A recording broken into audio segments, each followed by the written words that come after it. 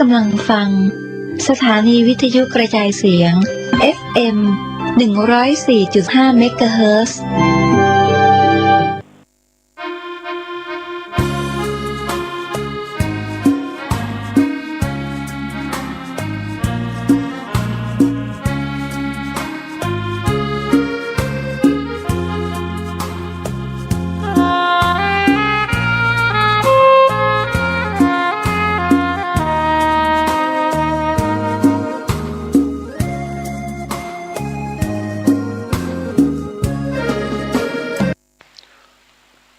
ขอความนอบน้อมจงมีแด่พระรัตนตรัยเจ้าสามประการพระรัตนตรัยองค์ที่หนึ่งคือพระพุทธพระรัตนตรัยองค์ที่สองคือพระธรรม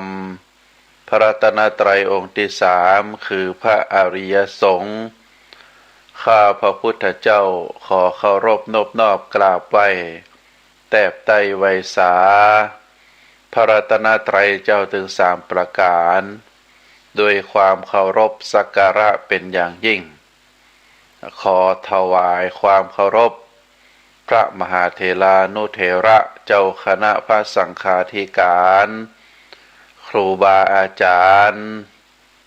ที่เคารพสักการะจุตนจุองค์ขอเจริญพรศรัทธาญาติโยมนักศีลนักบุญทั้งหลายเน้อต่อจากนี้ไปอาตมาภาพพระครูปริยัติกิจจาภิวัตรแห่งสำนักวัดพระสิงห์อำเภอเมืองจังหวัดเชียงใหม่ก็จะได้น้อมนำเอาสารธรรม อันเป็นคำสอนในทางพระพุทธศาสนาอันประกอบไปด้วยพระธรรมคำสอน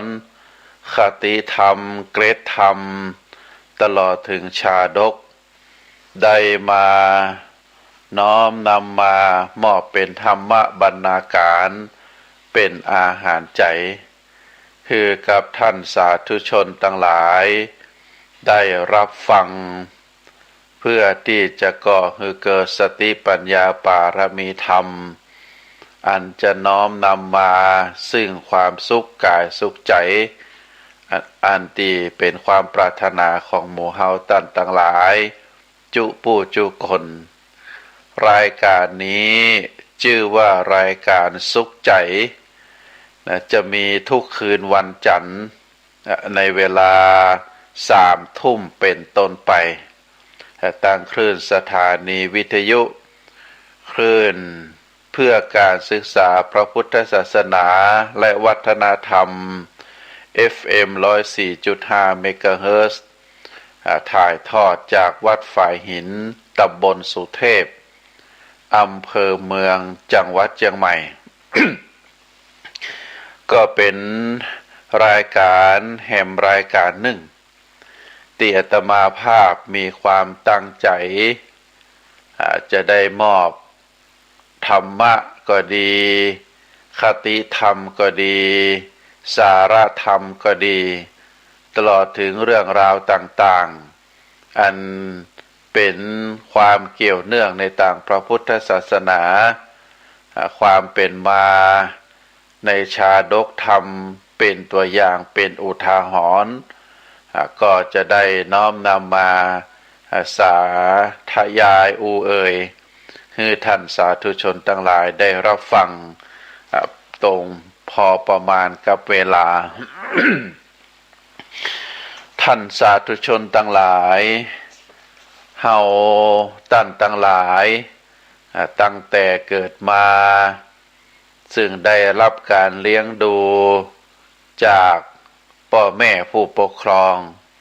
ได้รับการอบรมสั่งสอนจากครูบาอาจารย์เฮาจะได้ยินอยู่เสมอว่าสิ่งหนึ่งที่เฮา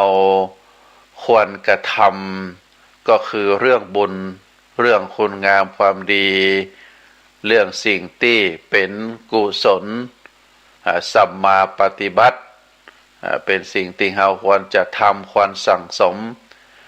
สิ่งหนึ่งที่เฮาบ่ควรกระทำควรละควรเว้นก็คือเรื่องบาปเรื่องอกุศล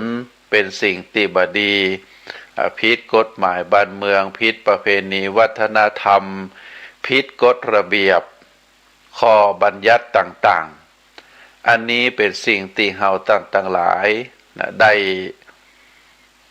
รับฟังได้รับคำสอนจากพ่อแม่จากครูบาอาจารย์เพราะฉะนั้น เฮาจะหันว่าถ้าเฮาย้อนลำลึกถึงโดยเฉพาะชีวิตของเฮา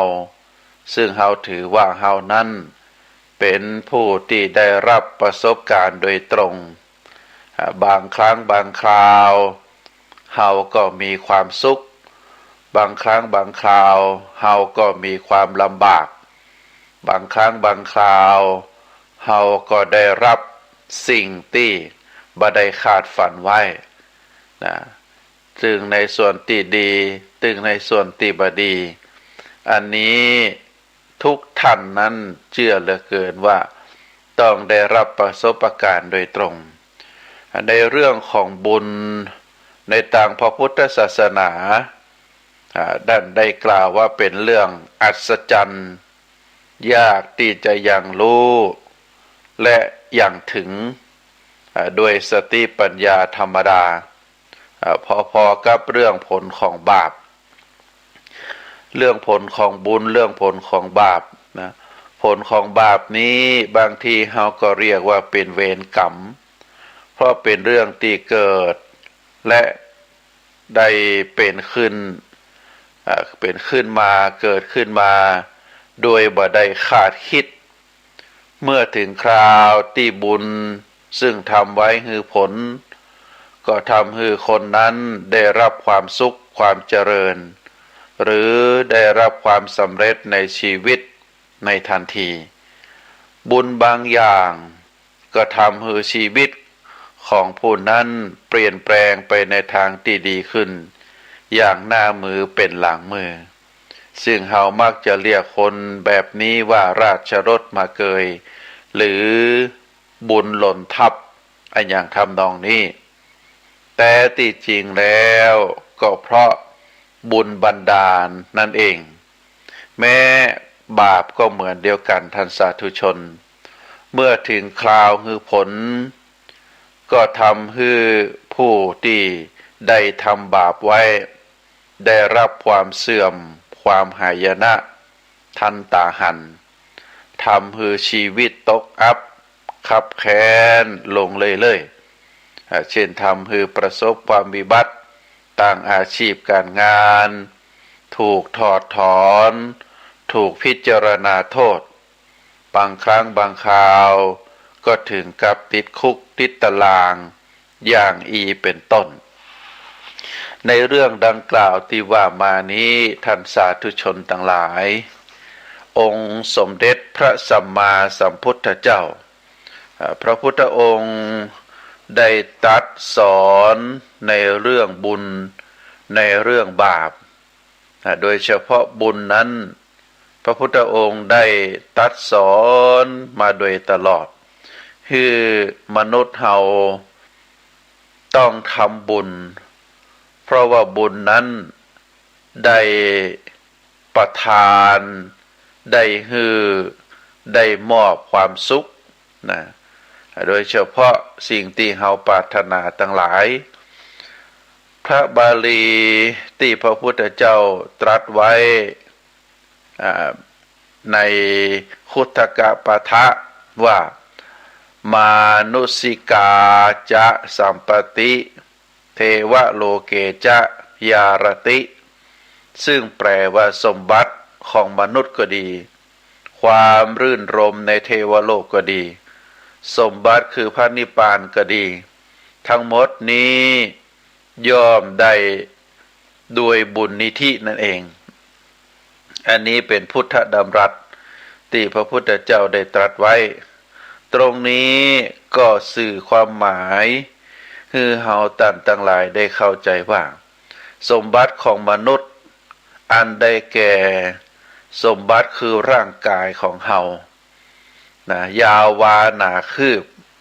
เฮาก็จะหันว่าสมบัติในร่างกายของเฮานั้นทุกคนเกิดมานั้นจะบ่เหมือนกันบางคนรูปร่างหน้าตาดีบางคนก็พอประมาณ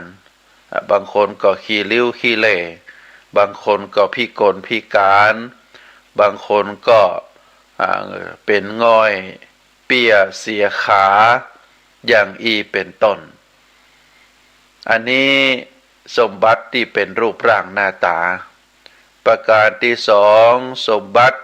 อันได้แก่ให้นาป่าตั้งทรัพย์สมบัติแก้วแหวนเงินทองอันนี้เป็นสมบัติประเภทที่สองนะสมบัติประเภทที่สามก็คือบุญกุศลนะคุณงามความดีอันนี้ก็เป็นสมบัติที่เฮาต่างหลายได้เป็นมนุษย์สมบัติในส่วนความรื่นรมในเทวโลกก็คือสวรรค์สมบัติเฮาจะได้ไปอุบัติขึ้นในสวรรค์หรือเฮาจะตกลงไปในนรกอบายภูมิอันนี้ก็ขึ้นอยู่กับบุญเหมือนเดียวกันบ่ว่าจะเป็นมนุษย์สมบัติหรือสวรรค์สมบัตินะก็ได้มาเพราะบุญแม้แต่สมบัติคือพระนิพพานคำว่าพระนิพพานก็คือการได้บำเพ็ญปารมีธรรมบำเพ็ญทางด้านจิตใจจนได้เกิดถึงขั้นที่เราสามารถที่จะสลัดกิเลสทั้งหลายอันมีความโลภความโกรธความหลงเป็นต้นออกจากจิตใจของเราแล้วเมื่อเราสามารถสลัดความโลภความโกรธความหลงสภากิเลสทั้งหลายออกจากจิตจากใจได้เป็นดวงจิตดวงใจที่สะอาดสว่างสงบนั้นเมื่อเราถึงขั้นนั้นแล้วก็เรียกว่าเราชื่อว่าเรานั้นได้บรรลุพระนิพพานเพราะฉะนั้นการที่ได้บรรลุพระนิพพานก็ดีการได้ไปเกิดอุบัติในสวรรค์ก็ดีการได้เกิดเป็นมนุษย์แล้วก็ได้สมบัติในโลกมนุษย์บ่ว่าจะเป็นรูปร่างหน้าตาในทางที่ดีแก้วแหวนเงินทองให้นาป่าตั้งบ้านเฮือนตลอดถึงบุคคลที่เข้ามาเกี่ยวข้องเฮาบ่ว่าจะเป็นสามีภรรยา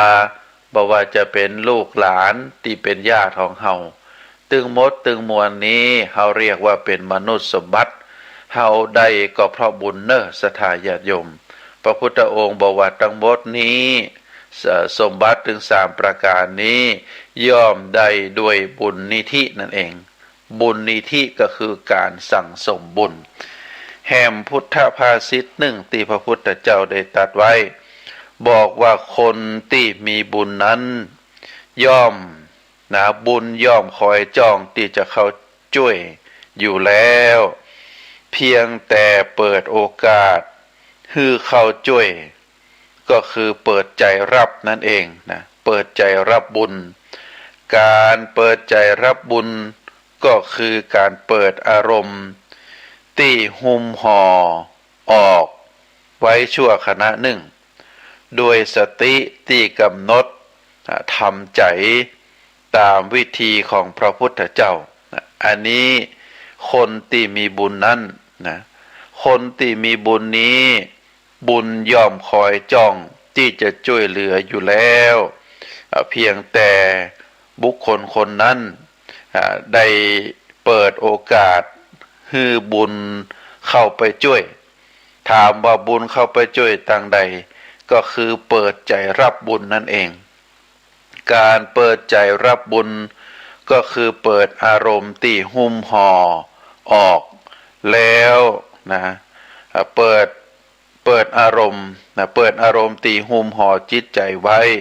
โดยสติที่กำหนดทำใจตามวิธีของพระพุทธเจ้าวิธีทำบุญของพระพุทธเจ้า ที่ทรงหมายถึงที่เราเรียกว่าบุญกิริยาวัตถุนะว่าโดยสรุปแล้วก็มี3ประการก็คือทานศีลภาวนานะพระพุทธองค์ก็ได้ตรัสเตือนบุคคลทั้งหลายว่าบุคคลควรศึกษาบุญซึ่งมีผลอันยิ่งใหญ่มีความสุขเป็นกำไรอันนั้นก็คือควรบำเพ็ญทานบำเพ็ญสมณจริยาและบำเพ็ญเมตตาจิตเมื่อได้บำเพ็ญธรรมถึง3ประการนี้เมื่อได้บำเพ็ญทานเมื่อได้บำเพ็ญธรรมถึง3ประการนี้เป็นที่มาของความสุขบัณฑิตผู้เข้าถึงโลกก็ย่อมจะมีความสุขบ่มีการเบียดเบียนอันนี้เป็นพุทธดำรัสที่ได้ตรัสสอนให้มนุษย์เฮาได้เข้าใจเรียกว่าเป็นพุทธวิธีที่เปิดอารมณ์ที่หุ้มห่อใจนะเปิดรับอารมณ์ที่หุ้มห่อใจให้ใจได้รับบุญนะโดยการประพฤติปฏิบัติใน3ต่างก็คือการหือทานการรักษาศีลการเจริญจิตภาวนาซึ่งพระพุทธองค์ได้ตรัสว่าบุคคลควรศึกษาในเรื่องบุญซึ่งมีผลอันยิ่งใหญ่มีความสุขเป็นกำไรอันนั้นก็คือควรบำเพ็ญทานบำเพ็ญสมณจริยาคำว่าสมจริยาก็คือการประพฤติที่เหมาะสมการประพฤติที่เป็นคุณงามความดีอันได้แก่การรักษาศีลโดยเฉพาะศีล5นั่นเองเรียกว่าสมจริยาแล้วก็แห่งประการหนึ่งจะครบในเรื่องบุญก็คือเจริญเมตตาจิตนะศรัทธาญาติโยมเพราะฉะนั้นเฮาจะหันว่าพระพุทธองค์ทรงแนะนำพุทธบริษัทให้สนใจศึกษาในเรื่องการทำบุญก็คือให้รู้ว่าบุญกิริยาวัตถุหรือวิธีการทำบุญนั้นมี3ประการด้วยกันใน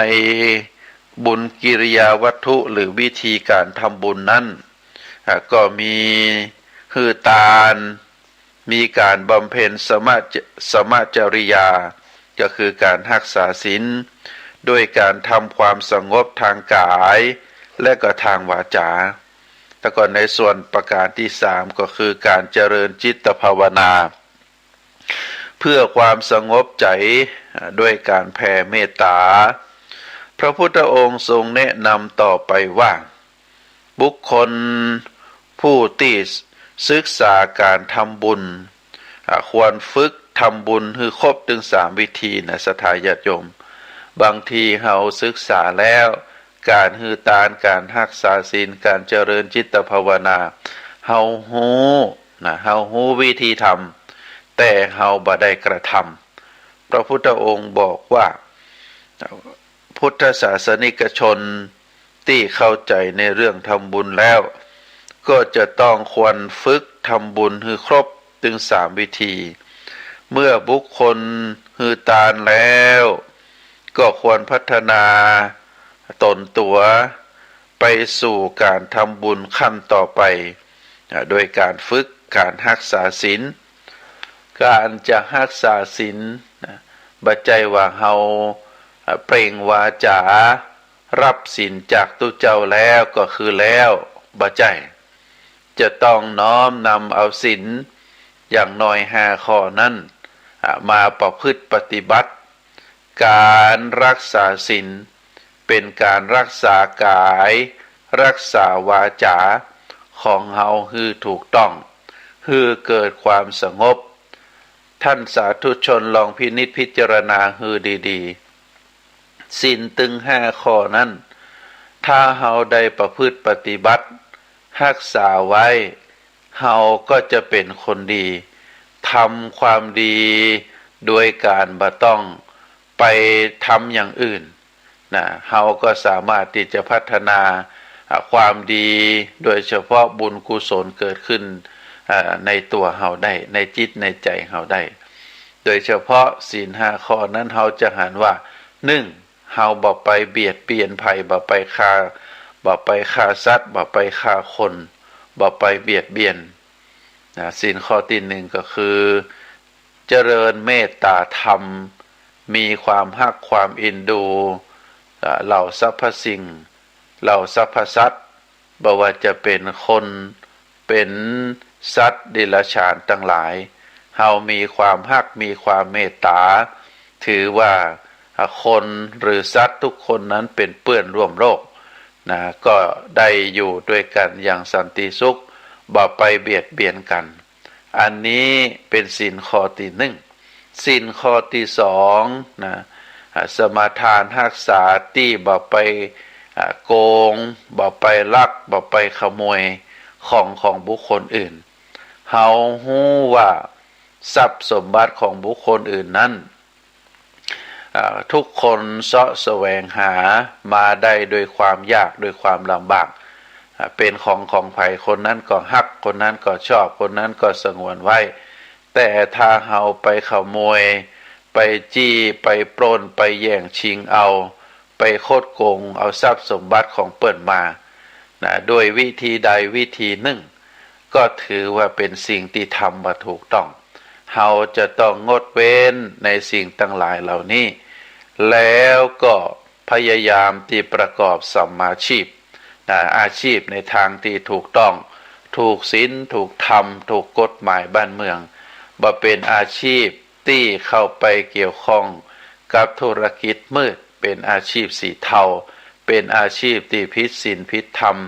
เป็นอาชีพที่ฆ่ามนุษย์ถ้าเฮาละเว้นได้ก็ถือว่าเฮาได้สมาทานศีลข้อที่2อันนี้ก็เป็นเรื่องบ่ยากถ้าเฮาทำได้ก็เป็นเรื่องที่เฮาต่างหลายนั้นสามารถประพฤติปฏิบัติได้ในชีวิตจริงของเฮาหันโทษในสิ่งที่มันผิดศีลผิดธรรมเฮาก็ละเว้นอย่างเช่นศีลข้อที่2ที่ว่ามาแล้วก็ตั้งใจประกอบสัมมาชีพอาชีพที่ถูกต้องถูกธรรมถูกกฎหมายบ้านเมืองมีสเปะมีหลายสิ่งหลายอย่างเฮาสามารถที่จะประกอบได้เฮาบ่ไปเข้าไปคดโกงของบุคคลอื่นทำให้บุคคลอื่นนั้นเสียใจเฮาจะหันข่าวเดี๋ยวนี้อาชีพหนึ่งที่คนรุ่นใหม่วัยรุ่นกันทำกันก็คืออาชีพที่ขายของออนไลน์อาชีพขายของออนไลน์มันก็เป็นเรื่องสะดวกสบายเป็นเรื่องสะดวกสบายที่ทำให้ตึงคนซื้อคนขายเข้าถึงกันใช้แอปพลิเคชันที่อยู่ในมือถือเฮาก็สามารถเลือกซื้อในสิ่งที่เฮาต้องการได้แต่ว่าต้องระมัดระวังอย่างข่าวในจังหวัดเชียงใหม่ของเฮามีน้องวัยรุ่นอายุ13-14 ปีในปกติตอนนี้โดยทั่วไปแล้วบ่สามารถที่จะเข้าไปเรียนหนังสือได้ก็ต้องเรียนทางออนไลน์ก็มีความจำเป็นที่จะต้องใช้โทรศัพท์ปรากฏว่าโทรศัพท์เก่ามันใช้เรียนออนไลน์บ่ได้เงินที่เก็บไว้น้องคนนี้ก็ซื้อโทรศัพท์โดยการสั่งซื้อออนไลน์ก็ปรากฏว่าคนที่ประกอบธุรกิจสีเทาเป็นโอกาสที่จะคดโกงคนอื่นก็ปรากฏว่าเมื่อสั่งซื้อแล้วโอนเงินไปแล้วปรากฏว่าได้ลบ เฟซลบช่องทางนั้นลบหนีโทรศัพท์ก็บ่ได้ ทำให้ น้องวัยรุ่นคนนี้เกิดความกลัวพ่อแม่ที่จะฮู้เกิดความเสียใจเกิดความบ่ฮู้จะคิดหาทางออกจะได้ก็ฆ่าตัวตายก็เป็นเรื่องเป็นราว ชีวิตหนึ่งได้สูญสิ้นไปก็เพราะว่าเงินบกี่พันบาทคนที่หลอกคนที่โกหกคนที่ช่อโกงไปก็ถือว่าเป็นการทำบาปในที่สุดทางเจ้าหน้าที่ก็จับได้ก็เป็นวัยรุ่นไม่ยิ่งก็อายุมันนักเท่าใดก็ที่ทำไปก็เพราะว่าได้มีการร่วมมือระหว่างเปื้อนปจายก็ทำให้ได้เกิดความผิดพลาดได้อันนี้ก็เป็นการเสียอนาคต ถึงสองฝ่ายถึงฝ่ายน้องวัยรุ่นเป็นฝ่ายซื้อฝ่ายถูกโกงด้วยความน้อยใจด้วยความเสียใจด้วยความกลัวที่พ่อแม่จะซื้อจะหู้ด้วยความกลัวที่พ่อแม่จะหู้ด้วยความเสียใจที่เงินทอง4,000-5,000ได้เก็บรักษาไว้ได้สูญเสียไปก็เกิดความเสียใจฆ่าตัวตายส่วนฝ่ายโกงก็คือน้องไม่ยิงบางทีคนสมัยนี้ศรัทธาญาติโยม การงานนักบ่เอาเบาบ่สู้แต่อยากจะได้มีเงินนักอยากจะได้เอวอยากจะแต่งตัวดีก็เลยเสาะช่องหาวิธีช่องทางที่จะหาได้เงินมาบ่ว่าจะเป็นในทางที่ถูกต้องหรือในทางที่ผิดอย่างน้องไม่ยิงตีว่าเมื่อน้องประจายคนสั่งซื้อโทรศัพท์สนใจโทรศัพท์ก็โอนสตางค์ให้ด้วยความหู้เต้าบ่ถึงการ ที่จริงแล้วมันก็จะต้องจ่ายเงินปลายทางจ่ายเงินปลายทางหรือบางทีก็อาจจะจ่าย 5% 10%เพื่อที่เป็นการการันตียืนยันว่าของนั้นจะส่งมาถึงเฮาแต่เมื่อจ่ายไปแล้วก็ปรากฏว่าคนที่ตั้งใจมาหลอกตั้งใจมาทำลายตั้งใจมาลักตั้งใจมาลักทรัพย์ก็ปิดช่องทางนั้นเนี่ยเมื่อปิดช่องทางในทางโทรศัพท์ที่สื่อสารถึงการก็บ่สามารถจะติดต่อกันได้อันนี้ก็ทำให้เกิดในสิ่งที่เรียกว่าเป็นการเป็นการหลอกลวงเป็นการผิดศีลข้อที่สองก็เป็นช่องทางที่ทำให้เฮานั้นได้ทำบาปทำอกุศลผิดกฎหมายบ้านเมืองเมื่อเฮาทำบาปทำอกุศลผิดกฎหมายบ้านเมืองแล้วเฮาก็จะเกิดความทุกข์ได้รับโทษเหมือนกับที่ได้กล่าวมาตัวอย่างที่ได้กล่าวมาเพราะฉะนั้นท่านสาธุชนการสร้างบุญสร้างกุศลในประเภทที่สองก็คือการที่เฮาต่างหลายได้บำเพ็ญเรียกว่าสมจริยาก็คือการบำเพ็ญในทางที่ถูกต้องถูกธรรมถูกวินัยประพฤติศีลประพฤติธรรมก็คือเป็นช่องทางที่เฮาต่างหลายได้ทำบุญตามพุทธวิธีที่พระพุทธเจ้าได้ตรัสสอนไว้ได้บอกไว้ซึ่งเฮาต่างหลายก็ทราบกันเป็นอย่างดีในการทำบุญที่ถูกต้องเมื่อคนเฮาได้ฮือตานแล้วควรพัฒนาตัวสู่การทำบุญขั้นต่อไปก็คือโดยการรักษาศีลแล้วก็ได้ฝึกฝนในการแผ่เมตตาบ่ฮือยุดอยู่แค่การฮือตานเท่านั้น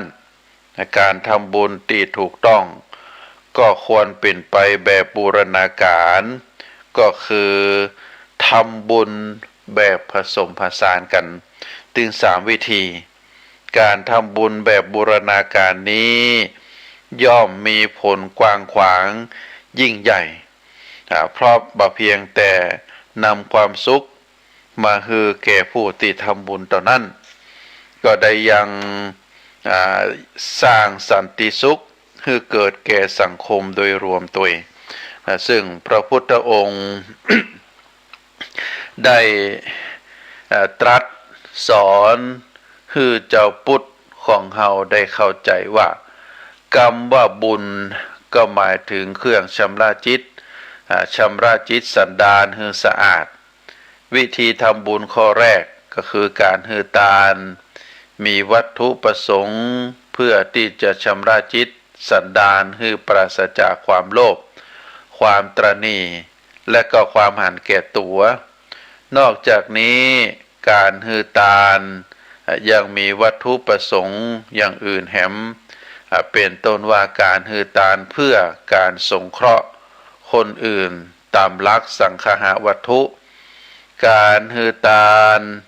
เพื่อบูชาคุณงามความดีของผู้ที่รับและก็จากการที่นอกจากจะฮือตาลเพื่อบูชาคุณงามความดีของผู้รับแล้วก็เพื่อฮือเป็นการตอบสนองพระคุณของบิดามารดาเพราะฉะนั้นการฮือตาลบ่ว่าประเภทใดย่อมเป็นเหมือนกับกาวใจที่สร้างความฮักความสามัคคีให้เกิดขึ้นในสังคมเพราะการฮือตาลเป็นการช่วยลดความกดดันอันเนื่องจากการแข่งแย่งแข่งขันและการสร้างปฏิสัมพันธ์อันดีระหว่างสมาชิกในสังคมเพราะฉะนั้นเราจะหันว่าพุทธภาษิตที่พระพุทธเจ้าได้ตรัสไว้ได้ตรัสสั่งสอนไว้มีหลายสิ่งหลายประการอย่างเช่นคำว่าทัตถมโนปิโยโหติ ผู้ฮือย่อมเป็นติหักทะทังมิตานิคันทติซึ่งแปลว่าคนฮือย่อมผูกมิตรไว้ได้แล้วก็มีแห่งกรรมหนึ่งก็คือมนาปทายีลาภเตมนาปัง ซึ่งแปลว่าคนฮือสิ่งติน่าพอใจย่อมได้รับสิ่งติน่าพอใจตอบเพราะฉะนั้นการฮือตาลและการแบ่งปันจึงเป็นเครื่องมือที่สำคัญในการสร้างความฮักความสามัคคีขึ้นในสังคมนะท่านสาธุชนทั้งหลายท่านสาธุชนทั้งหลายบุญกิริยาวัตถุข้อที่3ก็คือจิตตภาวนาในที่นี้หมายถึงการเจริญเมตตาจิตการ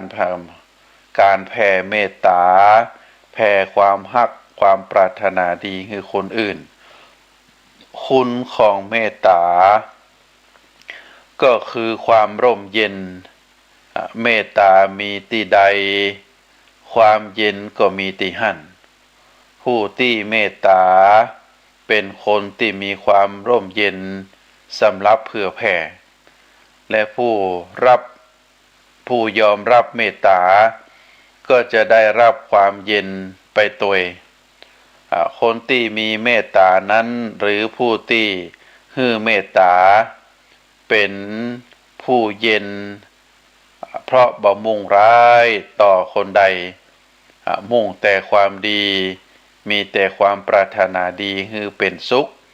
เมื่อความบ่มุ่งร้ายมีอยู่ความบ่ฮ้อนก็ย่อมมีอยู่เป็นธรรมดา บุญกิริยาวัตถุข้อที่3นี้ก็คือเมตตาภาวนาจะช่วยฝึกหัดขัดเกลาจิตใจของคนเฮาฮือเอื้อต่อการทำบุญ2วิธีแรกก็คือการฮือตาลและก็การรักษาศีลทั้งนี้ทั้งนั้นก็เพราะว่าเมื่อคนเฮามีความฮักมีความเมตตาต่อกันแล้วย่อมปรารถนาที่จะเอื้อเฟื้อแบ่งปันโดยการฮือตาลและงดเว้นการเบียดเบียนโดยการรักษาศีลโดยเหตุนี้เราจะหันว่าสังคมของมนุษย์เราคนใดที่ฮือตาลรักษาศีลและก็เจริญจิตภาวนาอยู่เสมอก็จะเป็นสังคมแห่งสันติสุขเป็นสังคมที่ไร้การเบียดเบียนซึ่งเปรียบได้เป็นสวรรค์บนดินส่วนสังคมใดบุคคลใดชุมชนใดมีความแข่งแย่งแข่งขันเบียดเบียนทำร้ายกันเปิ้นก็เปรียบเหมือนกับนรกบนดินเฮาท่านทั้งหลายก็ควรจะได้ พินิจพิจารณามีเรื่องเล่าพระเถระรูปหนึ่งเป็นคนเป็นผู้ที่มีฤทธิ์สามารถมองหันนรกสวรรค์ได้โดยตาทิพย์วันหนึ่งพระมหาเถระรูปนั้นก็มองหันสัตว์นรกกลุ่มหนึ่งกำลังนั่งล้อมวงรอบภาชนะใส่อาหารที่ปรุงรสเสร็จเรียบร้อยน่ารับประทานอันนี้เป็นกลุ่มสัตว์นรกสัตว์นรกทั้งหลายแต่ละคนก็มีทัพพีดามยาวซึ่งเชื่อมติดอยู่กับฝ่ามือของตนเมื่อสัตว์นรกเหล่านั้นใจทัพพีดามยาวตักอาหาร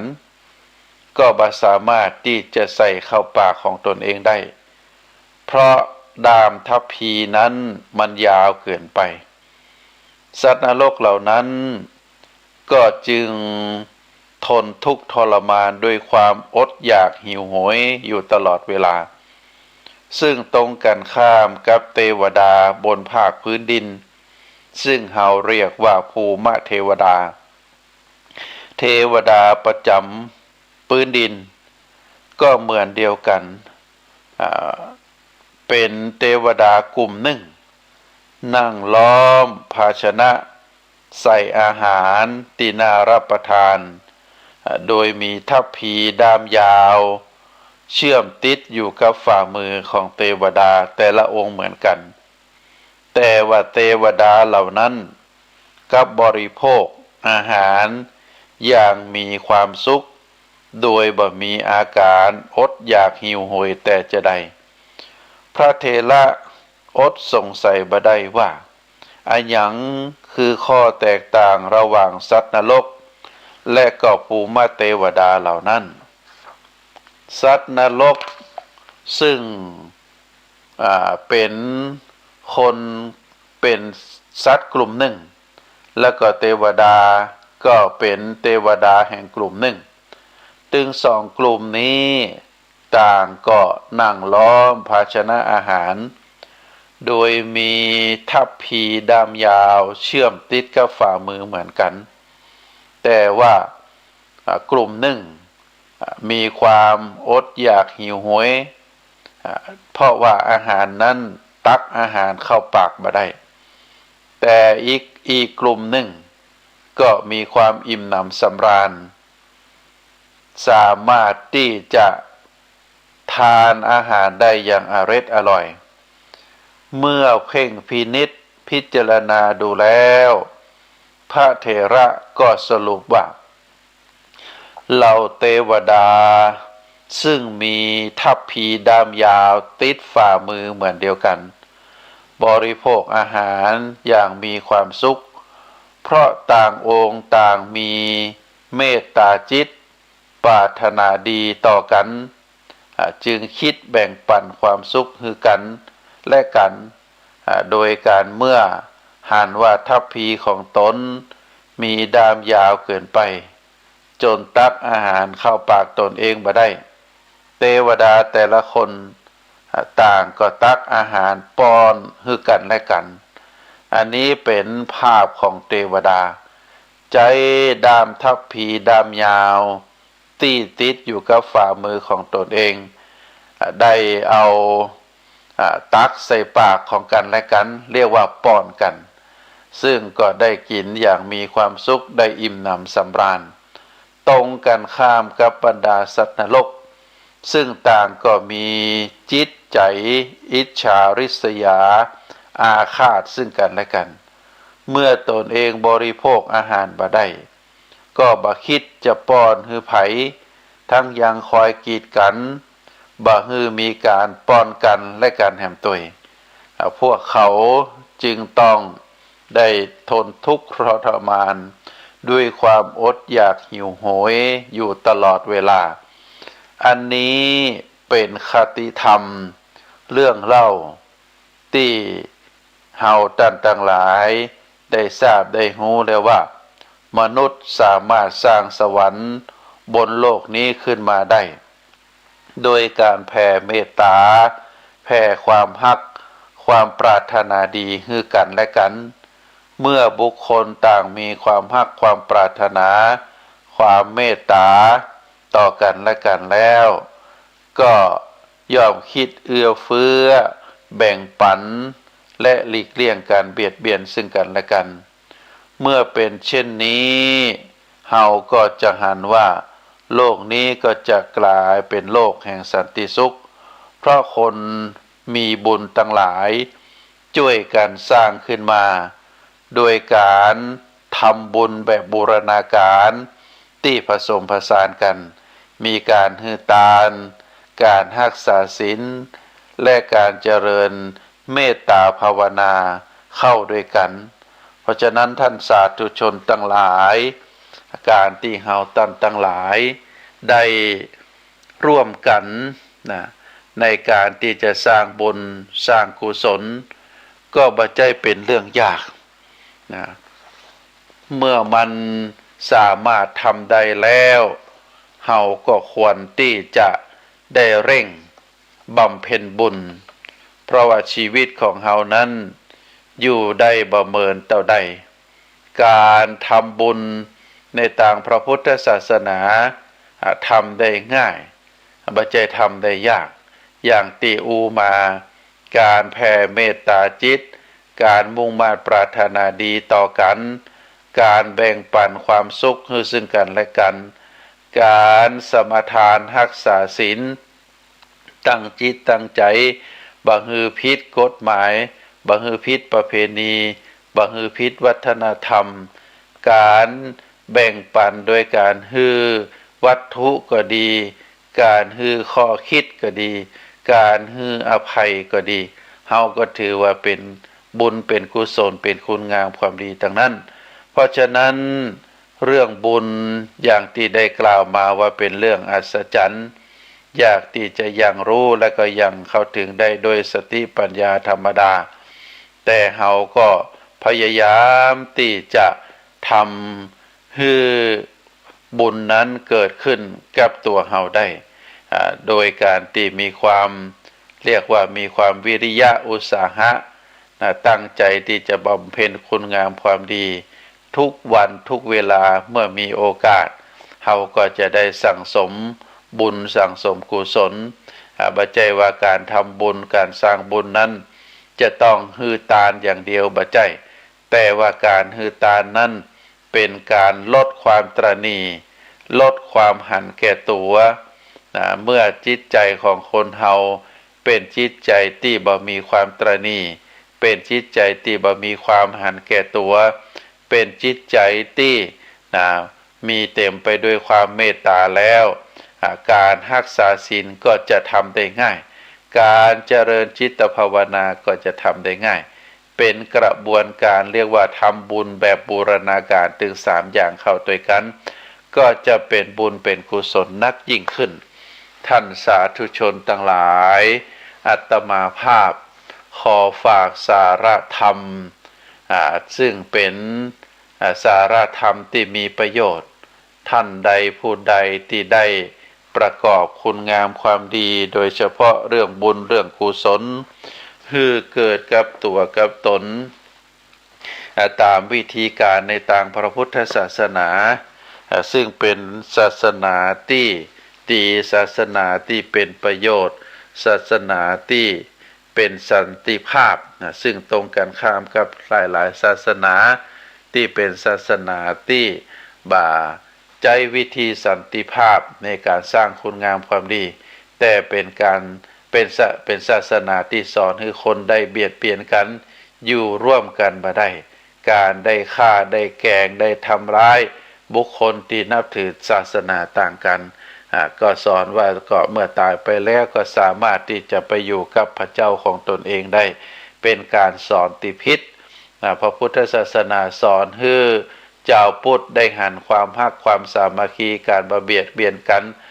การมีเมตตาจิตต่อกันอยู่ด้วยกันแบบพี่แบบน้องแบบสันติสุขอันนี้ก็เป็นคำสอนที่มีคุณค่าอาตมาภาพขอฝากสาระธรรม คือตันสาธุชนทั้งหลายได้พินิจพิจารณาเมื่อได้รับทราบเมื่อได้เข้าใจแล้วก็สามารถประพฤติปฏิบัติในทางที่ถูกต้องเมื่อเฮาประพฤติปฏิบัติในทางที่ถูกต้องแล้วเฮาก็จะมีบุญมีกุศลเกิดขึ้นบุญกุศลทั้งหลายก็จะส่งผลให้เฮามีความสุขตึงต่างกายมีความสุขตึงต่างใจอาตมาขอฝากสาระธรรมให้ท่านทั้งหลายได้พินิจพิจารณาในวาระสุดท้ายของรายการก็ขอให้บุญกุศลได้ปกห่มรักษาศรัทธาญาติโยมทุกท่านคือมีความสุขมีความเจริญขอเจริญพร